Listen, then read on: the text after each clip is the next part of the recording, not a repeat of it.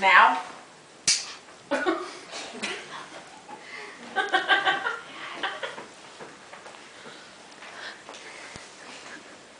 Have you ever wanted to be here? Have you ever thought about what you would do if you found someone unconscious? What if it was a loved one? Would you know the correct procedure to save this person's life? Since I have been a lifeguard for 4 years, safety cannot be stressed to me enough.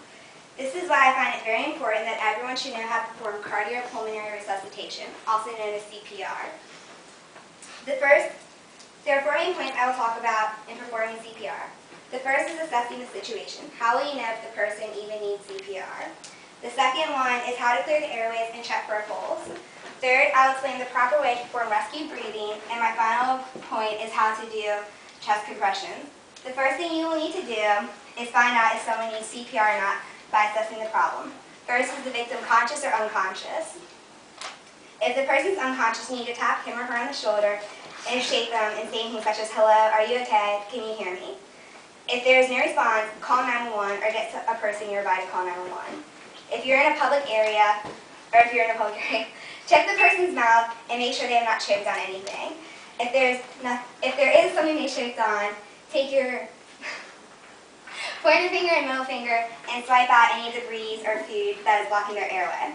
If there's nothing blocking the airway, then you need to clear their airways. You will do this by pressing one hand on their forehead and lifting their chin up. After you have cleared the airway, you will look down at the person's chest and place your ear near their mouth. By doing this, you are looking and listening for breathing. If there is no breathing, you need to check for the person's pulse. In order to do this, place your finger right on their artery. Place your index and middle finger at the top of the neck, under the jaw, just between the earlobe and chin. If there is no pulse, you must then start CPR. So your victim is unconscious and not breathing. Now you will need to perform rescue breathing.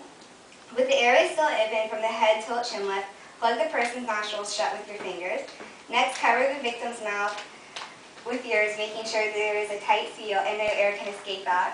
You must give 2 rescue breaths, but make sure the chest rises for each breath. If the chest does not rise, air has not successfully gone into the passageways. After performing the 2 rescue breaths, you will begin chest compressions. You want to place the heel of your hand right on the sternum in between the nipples. Take your other hand and place it on top of your hand, locking the other hand. Keep your elbows straight and position your shoulders directly above your hands. You will need to use your whole upper body strength to perform compressions. Your compressions need to be hard and fast, most average at about 2 per second. After you have given 30 compressions, tilt the head back again and perform 2 more rescue breaths. If there is another person available, you can get them to help you. You will need to continue this cycle until your victim either starts breathing, showing sign of movement, or an EMT shows up. In conclusion, CPR is a very important and necessary skill. If you are ever in a situation where someone needs CPR, just remember the steps I just demonstrated and you can help save someone's life. The end. Yay!